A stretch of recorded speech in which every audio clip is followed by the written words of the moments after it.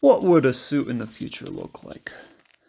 Well, I thought to myself about this for a long time, and I thought about silver and chrome and dressing like an alien, and then I started thinking, what is even a suit? Why is this not a suit?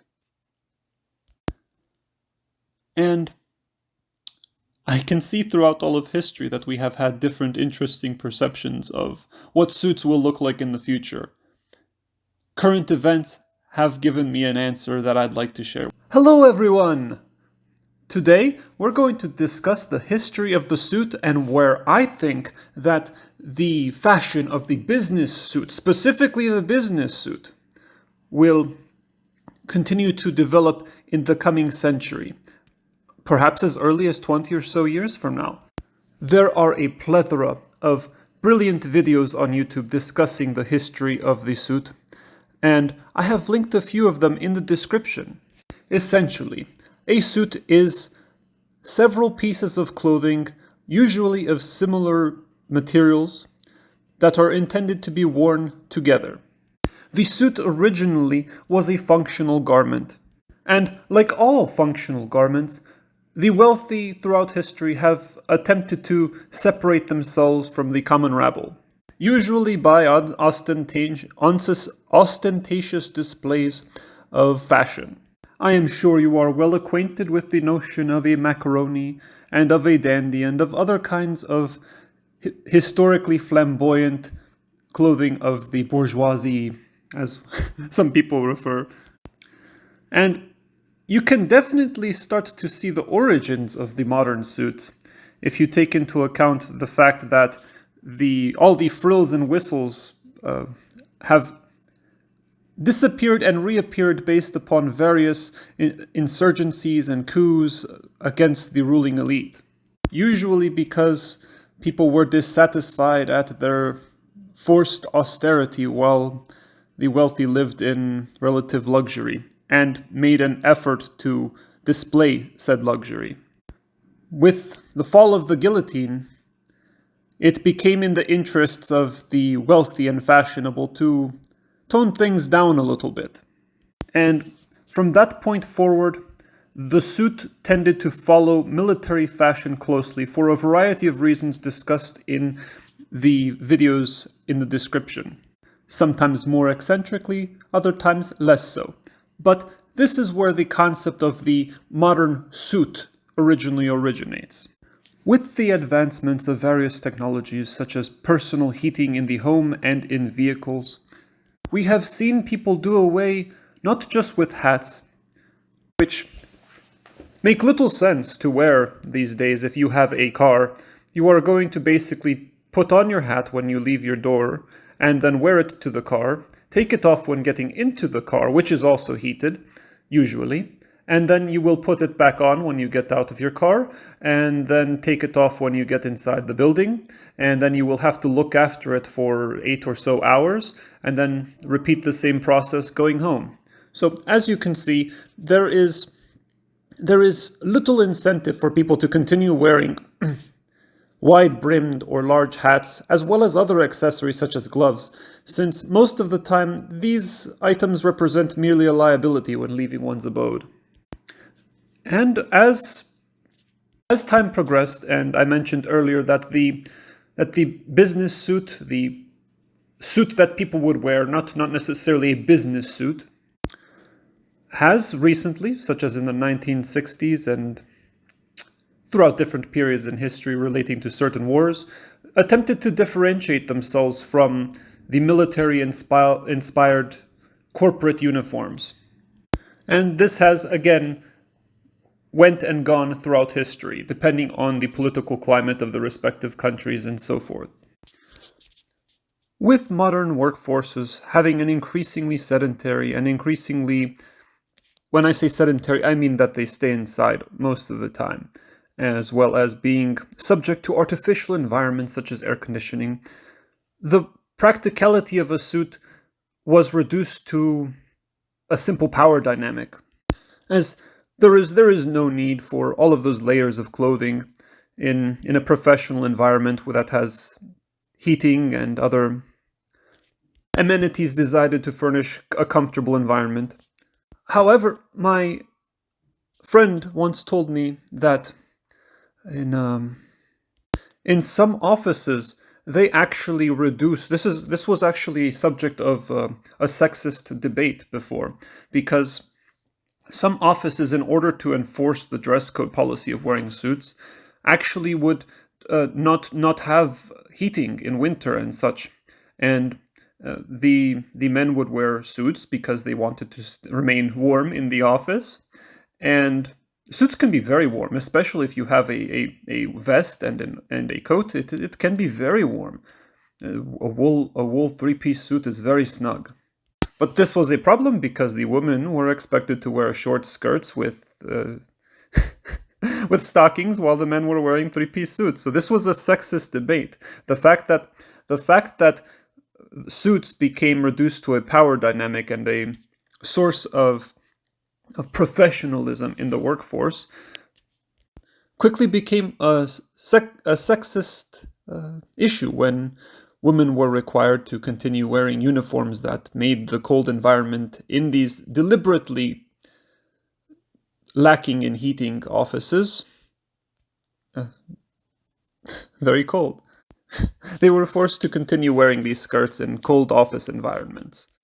As the utility of the suit continued to decline and became merely a power symbol for people who were working in various professional environments, we must discuss what exactly it means to be professional.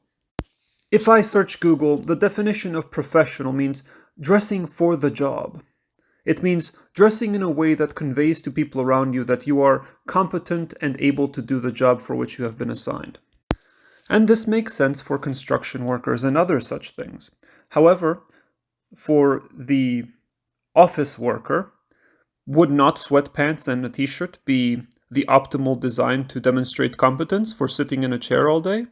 But see, the competence that a office worker must inspire is that which is from his education, and in a tongue-in-cheek suggestion, it is a representative of his class and his wealth. And that is why we have for most of history associated suits with professionalism in the office environment in lieu of sweatpants and t-shirts, because it is really about demonstrating that you are a person of wealth, a person of class who has overcome the various class barriers to get to those positions, and that you are a person who holds your position with a little bit of duress. You know, if you challenge anything from your superiors, you will no longer be employed. And they want you to demonstrate this servile attitude. And that is why, over time, even in corporate scenarios, we see a shift away from the suit. Not in the office workers themselves, but in management, where once everyone wore a suit, and it was often expected that the higher your position in the company, the more formal of a suit you were expected to wear, such as, for example, the double-breasted suit that the CEO wears, stereotypically speaking. We saw management actually pulling away from this recently, namely Steve Jobs and Mark Zuckerberg and other wealthy business owners. We see these individuals working for companies that have strict dress codes, while they themselves, as the leaders, opt for more casual appearances. This is a stark difference for how things have been in America for the last half a century.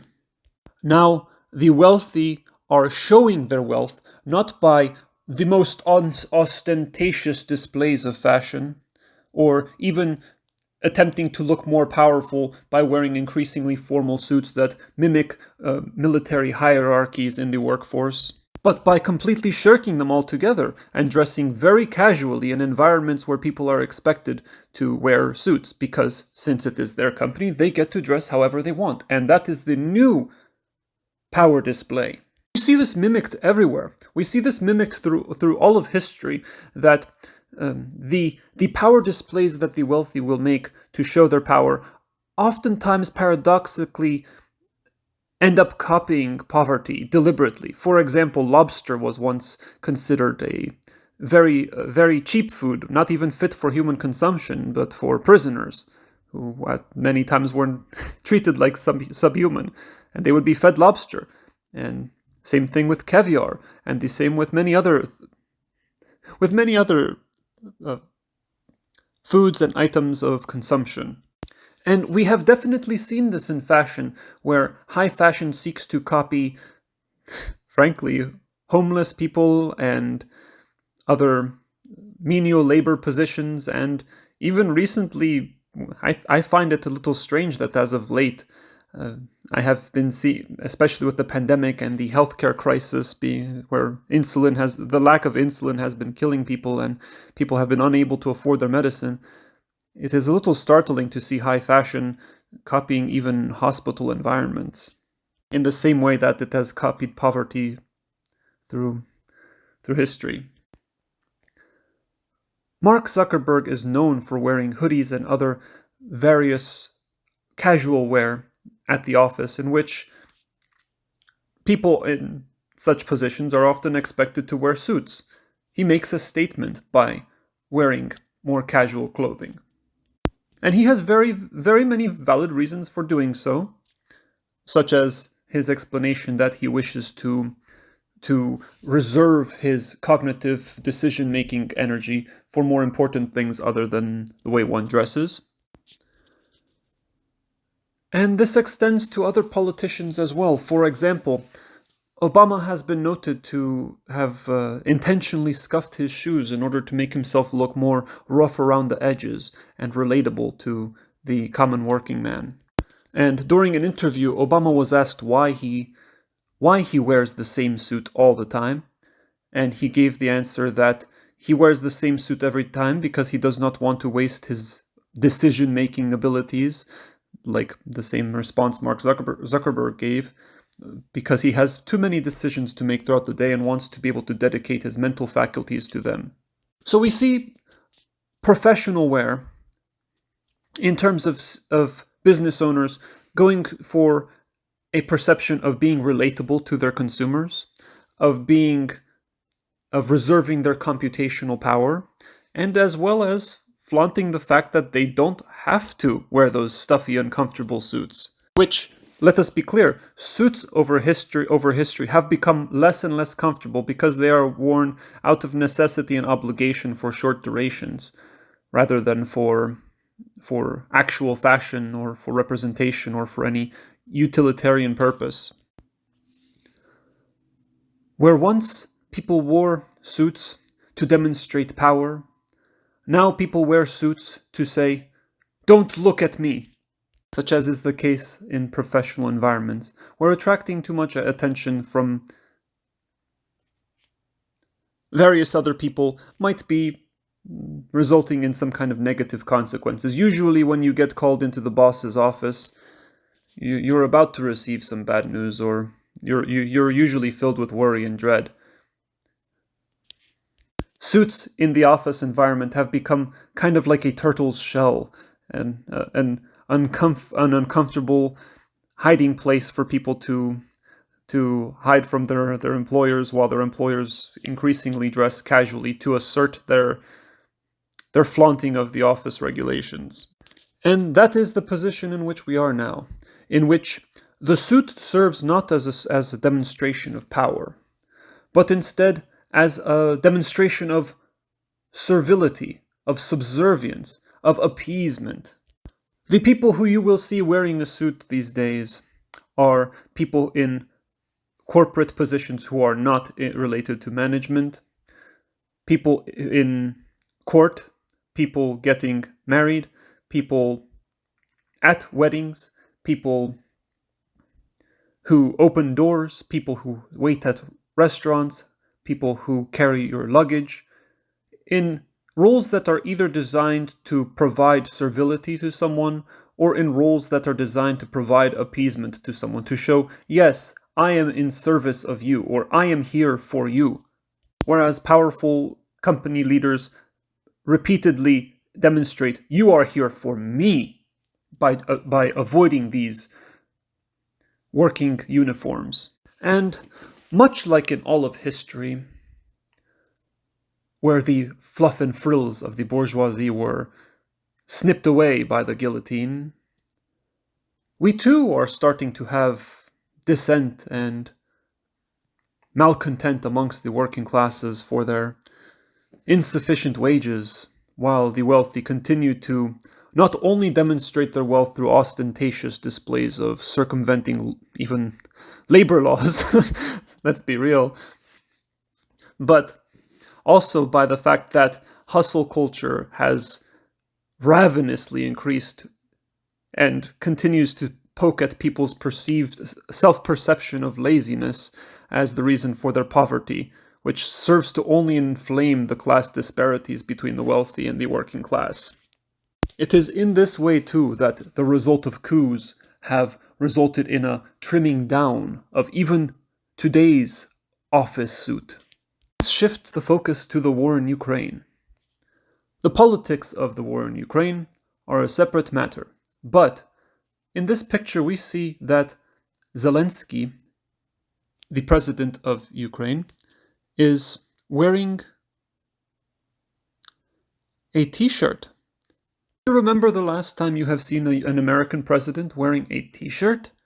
Why is he wearing a t-shirt? He is wearing a t-shirt to be relatable to us again, because he is in a position where he needs the support of other countries in order to face the challenges that Russia is conflicting with them over.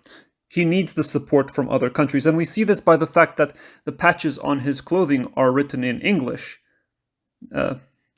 possibly suggesting that it is intended for a Western audience to perceive. He is demonstrating that he is like us. He is not just another politician. He is just like us.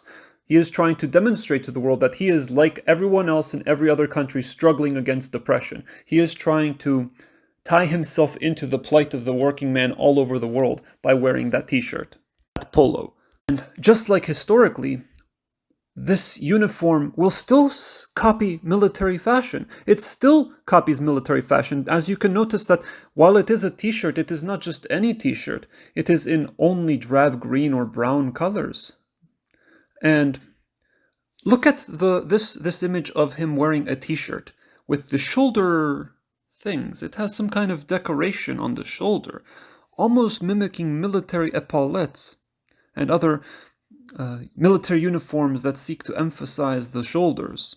And I know this is deliberate, and this is deliberate. It's not just coincidence. I personally think it looks dashing, but it is deliberate because not only does he have this on his t-shirt in a particular color, but he has some kind of jacket with the same exact design, same exact pattern, in the same exact color. So he did not just throw on some random t-shirt. He is wearing this magnificent t-shirt because it was tailored to his body. As you can see, it is form-fitting. Both the jacket and the t-shirt are form-fitting. This is military-inspired fashion. He is attempting to recreate the image of epaulettes while remaining relevant to the rest of society. And I find this absolutely fascinating, how history has repeated itself in fashion, even in contemporary epochs.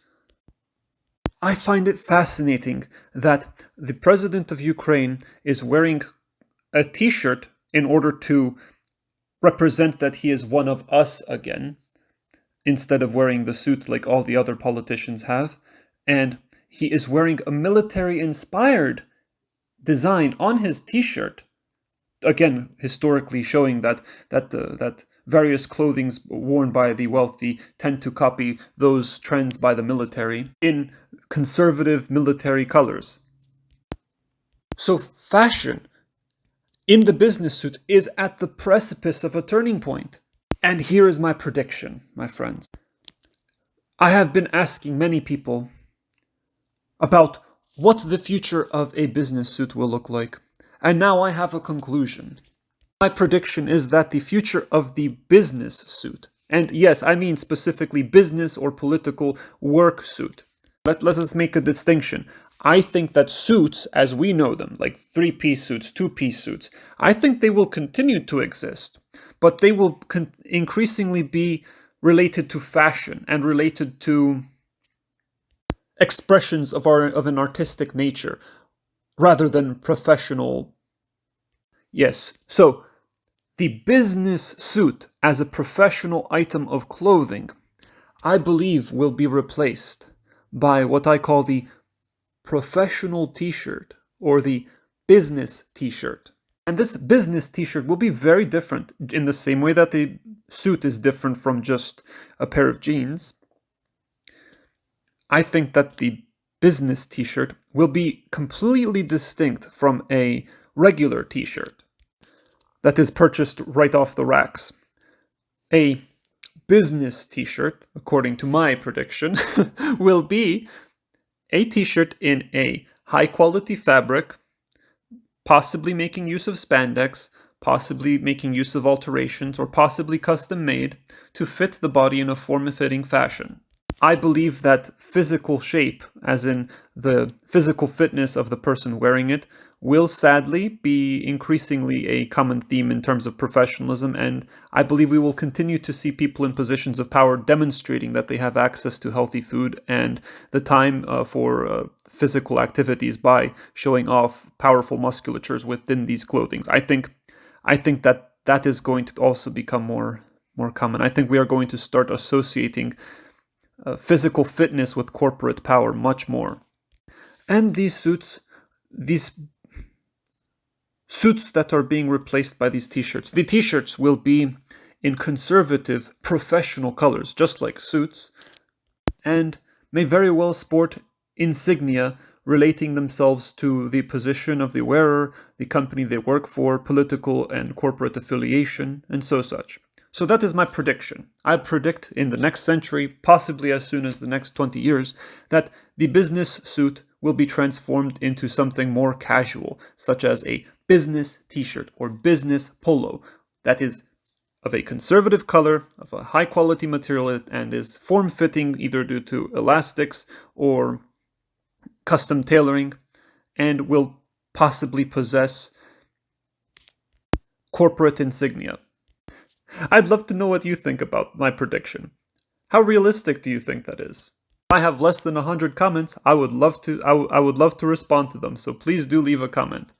If you enjoyed this video, please do subscribe if you enjoyed it, and give me a like so that the algorithm will direct me to more people if this is something you found interesting. As always, be safe and be blessed. I love you all.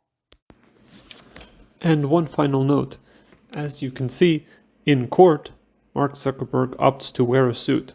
And so when he is demonstrating his power, he is wearing a hoodie, a t-shirt, but when he is being subservient, when he is facing a power greater than himself, he wears the suit to be appeasing. Now, I cannot speak if this is actually Zuckerberg's conscious intent in doing so. This is my own extrapolation. And we see this over and over again with other powerful people who wear casual clothing in the office, while other people are forced to wear suits. And then they wear suits when they are facing powers greater than them. So this supports the notion that wearing a suit is an item of appeasement as opposed to power, and that the new demonstration of power is in flaunting those regulations, in flaunting the subversion of those expectations and regulations of office attire, saying the rules don't apply to me. Everyone else has to follow the rules, but I don't. And please don't have any ill feelings towards Zuckerberg because of this. This is just a social critique. I am sure that I am sure that he just is wearing a suit because it's a court and he is trying to be respectful. But the point remains the same. That as a whole in society, employers make an effort to subvert the regulations that they impose upon employees to show dominance and power. And they themselves will subject themselves to other people's display of dominance and power when they are facing someone superior to them.